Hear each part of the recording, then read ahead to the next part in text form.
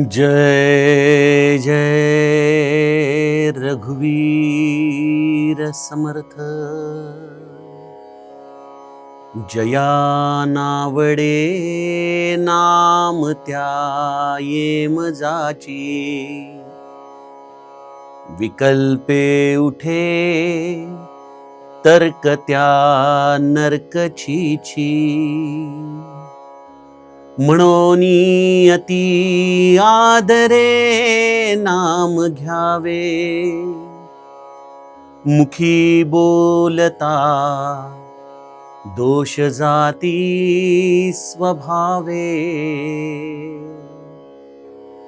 जय जय रघुवीर समर्थ।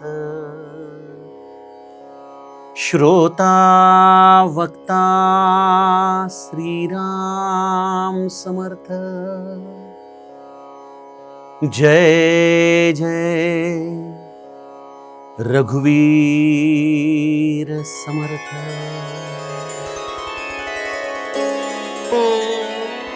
श्रीराम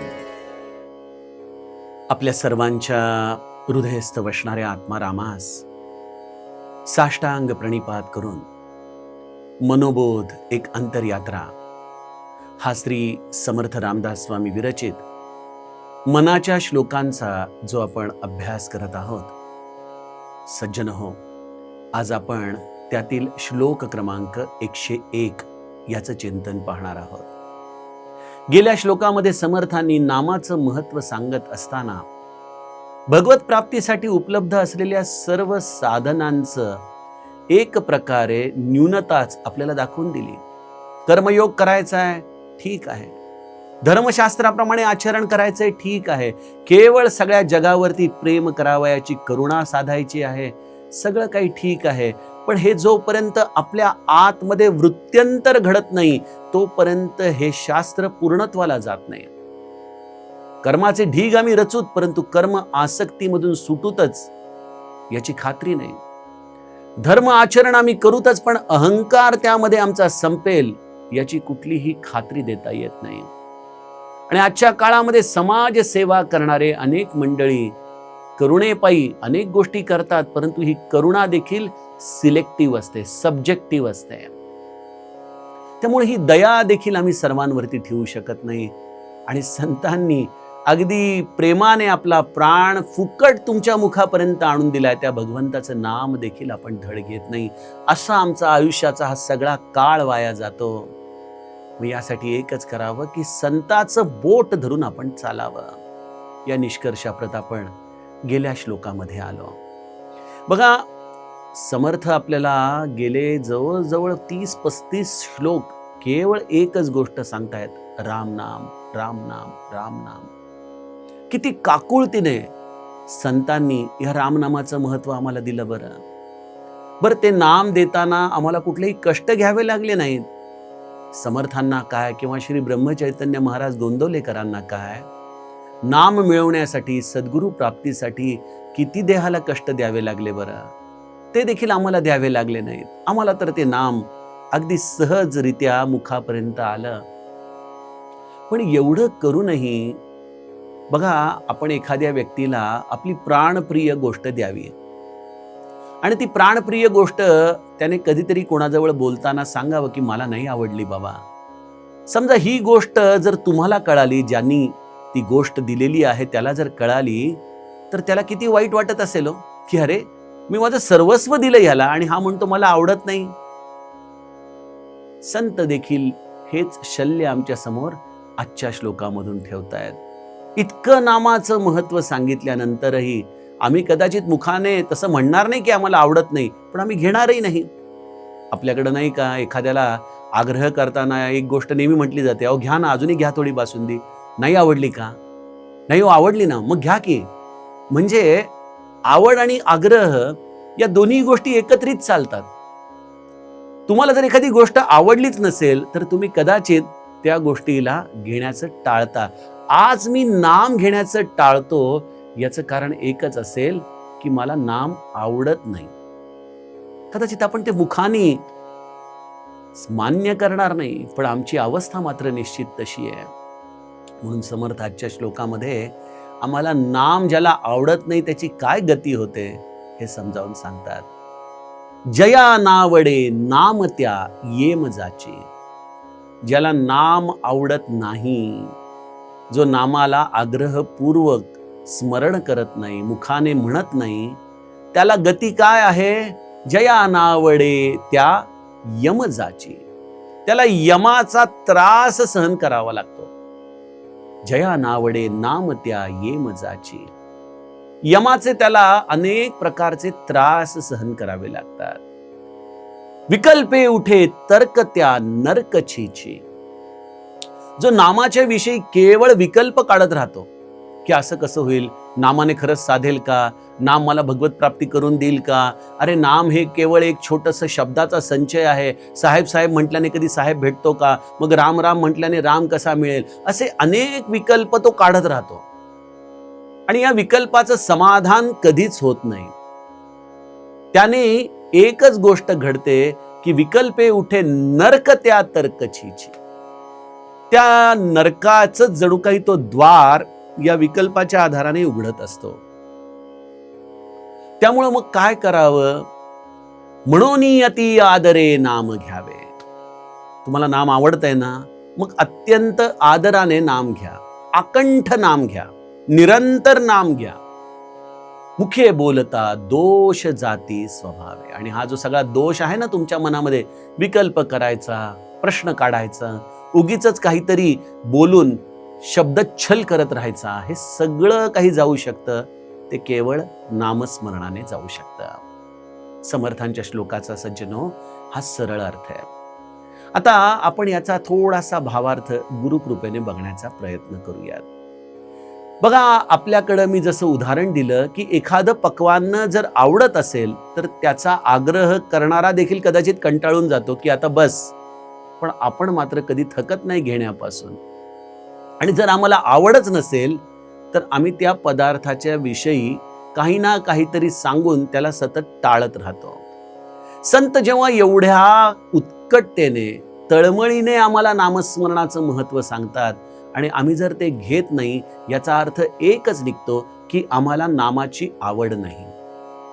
लौकिक जगामध्ये एखाद्या गोष्टीची आवड असणं किंवा नसणं हा वैयक्तिक ज्याचा त्याचा प्रश्न असू शकतो आणि त्याचे काही फायदे आणि तोटे हे त्याच्या पुरते अगदी अल्पस्वल्प प्रमाणामध्ये मर्यादित राहू शकतात. परंतु नाम न घेण्याचे तोटे त्या जीवाला या जन्मात तर भोगावे लागतातच, पण त्याला त्या नाम न घेण्याचे सगळ्यात मोठं नुकसान हा या देहाला सोडल्यानंतर भोगावा लागतो.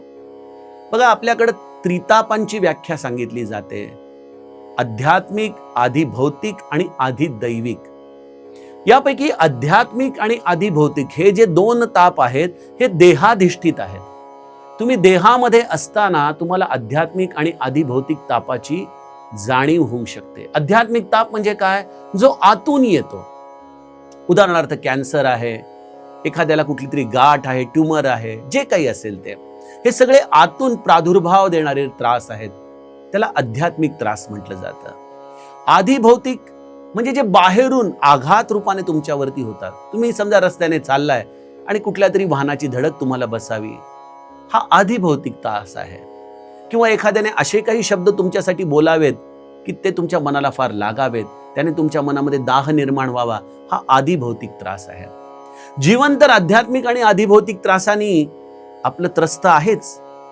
आणि त्यामुळं या त्रासापायी आम्ही अनेकदा नामस्मरण करत नाही. आपल्याला वाटतं नाही जमणार बाबा आम्हाला नाम घ्यायला.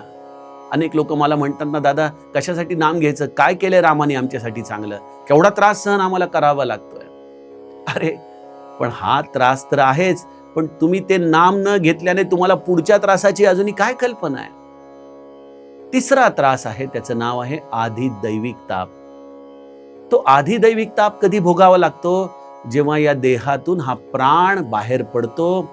या देहाच्या सगळ्या कर्माचे संस्कार घेऊन हा प्राण जेव्हा त्या कोण चित्रगुप्त नावाचा मॅनेजर आहे त्याच्याकडे जातो, तेव्हा त्या बघा विमानामध्ये कसं असतं ना, तो ब्लॅक बॉक्स असतो आणि त्या ब्लॅक बॉक्सला उघडल्यानंतर सगळं त्याचं विमानामध्ये नेमकं काय घडलं ॲक्सिडेंटच्या वेळेला ते कळतं. तसं हा आमच्या देहामधला ब्लॅक बॉक्स आहे. आणि तो तिथं उघडतो बरं का, त्याच्याकडे पासवर्ड आहे. आणि तो उघडल्यानंतर त्यामधले सगळे संस्कार कर्माचे हे दिसतात. ते संस्कार बघितल्यानंतर त्या जीवाची पुढची गती हा मॅनेजर ठरवतो. त्याच्यासाठी कॉन्स्टिट्यूशन आहे. तिथं कोणाचाही वशिला चालत नाही. नगरसेवकाचं पत्र आणलं, आमदाराचा फोन झाला म्हणून तुम्हाला वशिला लागेल असं नाही. तिथं तुम्ही पूर्णपणे अगतिकात, हतबल आहात. तिथं तुम्हाला तो सगळा त्रास तुम्हाला सहन करावा लागेल. तिथं गेल्यानंतर कळतं की अरे नामस्मरण करायला पाहिजे होतं, पण नाम घेण्यासाठी वाणी कुठे आहे, देह कुठे आहे? यंत्र पाहिजे ना, नुसतं मेमरी कार्ड असून उपयोग नाही. ते मेमरी कार्ड चालवण्यासाठी काहीतरी हार्डवेअर पण पाहिजे. तसं मेमरी कार्ड तर तिकडे गेलं, पण हार्डवेअर इथं जळून खाक झालंय. मग ते मेमरी कार्ड एकटं काय करणार? तशी सज्जनो आमची तिथं अवस्था होते. फटके खावे लागतात, अनेक प्रकारचे त्रास त्या जीवाला सहन करावे लागतात. समर्थांनी त्याची सगळी फार सुंदर अशी ओळख आपल्याला करून दिलेली आहे. ज्यांना वाचल्यानंतर आजच्या जीवनामध्ये बदल करावासा वाटत नाही, तो व्यक्ती खरोखर विरळाच आहे. सज्जनो, या सगळ्या त्रितापांवर एकमेव हुकमी औषध आहे. आपण म्हणाल हो, म्हणजे या जन्मामध्ये देखील आध्यात्मिक, अधिभौतिक या तापांवर देखील औषध आहे? निश्चित आहे सज्जनो. तुम्हाला जर भगवंताच्या नामाची आवड खरंच लागली ना, मी समर्थांच्या तुम्हाला निश्चित खात्रीने सांगतो, तुमची ग्रहकुंडली बदलून जाते हो सगळी. तुमचा आध्यात्मिक, आधी भौतिक ताप हा नामाने हद्दपार होऊन जातो. गिरी कंदरे जाई जे दूरी दोष. तुमच्या मुखामध्ये राम आला ना एकदा, की ते ग्रह देखील चळाचळा कापू लागतात की अरे ह्याला त्रास द्यायचा. तुमच्या मुखामध्ये जर निरंतर राम नाम असेल तर तुमचं प्रारब्ध देखील तुमच्या समोर उभं राहू शकत नाही.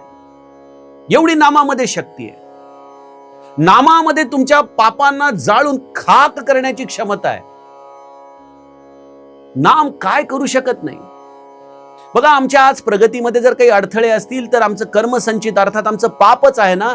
पण जर नामाची निष्ठा आपल्याकडे असेल तर हे कर्मसंचित जळून जातं, हे पाप जळून जातं, रस्ता सगळा मोकळा होतो. बघा, धावा किती पाहिजे तेवढं. आजच्या काळामधले नामाचे अधिकारी संत सांगतात, अहो 4-5 कोटी नामस्मरण झालं ना की तुम्ही जे म्हणाल ते व्हायला लागतं. तुम्ही जे म्हणाल ते. तिथं फार विवेक जागृत ठेवावा लागतो, ही गोष्ट वेगळी. पण ज्याचा विवेक तिथं जागृत आहे तो काही मागणार नाही. पण एक लक्षात घ्या, ज्याचं 4-5 कोटी नामस्मरण झालंय ना, त्याच्या जीवनामध्ये त्याला रस्ता मोकळा मिळतो. आणि मिळाला रस्ता मोकळा की एखादा मनुष्य कदाचित ती गाडी जोरात चालवण्याच्या नादामध्ये अपघात करू शकतो, तो भाग वेगळा. पण आपल्यासारखा जर मनुष्य हा गुरु प्रदीप्त असेल, जर गुरुचरणांचा अनुरागी असेल, तर त्याच्यामध्ये एक फार मोठा बदल होतो की जे काही प्रारब्धाचे भोग आहेत ना, ते बदलण्याची इच्छाच निघून जाते. असू द्यात ना ते शिंचे जसे असतील तसे. त्यामुळे सज्जनो, नामाचा हा आणखीन एक मोठा परिणाम आहे की नाम प्रारब्ध बदलायला तयार असतानाही आपण मात्र ती इच्छाच गमावून बसतो. त्यामुळे मग नाम आम्हाला अत्यंत सुरक्षित पहिलं पार घेऊन जायला लागतं. बघा, नामामध्ये विलक्षण शक्ती आहे आध्यात्मिक आणि अधिभौतिक तापांना दूर करण्याची. आणि हा अनुभव घेऊन बघावा लागतो. हे सांगून चालत नाही. आम्ही हे जेव्हा सांगतो तेव्हा कदाचित आपण म्हणाल, हो हो मलाही घ्यायचंय नाम, पण कसं घ्यायचं दादा नाम? मग किती घ्यावं लागेल? मग कशी माळ घ्यायची? मग कोणाचं नाम घ्यायचं? मग खरंच नामाने होणार आहे का? काही रेफरन्स केस स्टडीज आहेत का? तुम्हाला काय अनुभव आलाय? मला असं वाटतं की त्या मी आंबेवाल्याची गोष्ट तुम्हाला सांगितली ना, की 2 मुलांना तो आमराईमध्ये सांगतो की 10 मिनिटं देतो, त्यात जेवढं घ्यायचेत आंबे तेवढे घेऊन जा. एक जण पटापटा आंबे गोळा करतो, दुसरा मात्र प्रश्न विचारत बसतो. प्रश्न विचारण्यामध्ये देखील चूक नाही, पण त्यामध्ये या 10 मिनिटांचा वेळ निघून गेला आणि ह्याच्या हातामध्ये काहीच पडलं नाही. सज्जनो, श्री ब्रह्मचैतन्य महाराज म्हणतात की चिकित्सा करावी पण मर्यादेपर्यंत करावी. आपण नाम घ्यायला लागा. मी तुम्हाला सांगतो की तुमच्या सगळ्या विकल्पांचं उत्तर नामस्मरणामध्ये आहे. तुम्ही नाम घ्यायला लागला ना की तुम्हाला आतूनच त्याचं उत्तर मिळतं. हा माझा अनुभव आहे. अहो मला सांगा, मी एक इंजिनियर माणूस आहे. माझ्या घरामध्ये ब्रह्मचैतन्य महाराज गोंदवलेकरांची परंपरा देखील नव्हती. कदाचित आमच्या घराण्यात पहिलाच मी 95-96 साली गोंदवल्यामध्ये जाऊन त्यांचा अनुग्रह घेण्यामध्ये त्यांना पात्र झालो आणि त्यांनी मग सगळ्या घराला कवेमध्ये घेतलं आणि सगळं घर हळूहळू बदलत गेलं. माझ्याकडे कुठली आध्यात्मिक पार्श्वभूमी नाही. मी इंजिनियर माणूस आहे, लोखंडामध्ये काम करणारा. माझा दररोजचा व्यवसाय देखील कुठलं पांडित्य नाही. इतका बिझी असतो की मी कुठले ग्रंथ वाचू शकत नाही, कुठले प्रवचनांना जाऊन ऐकू शकत नाही.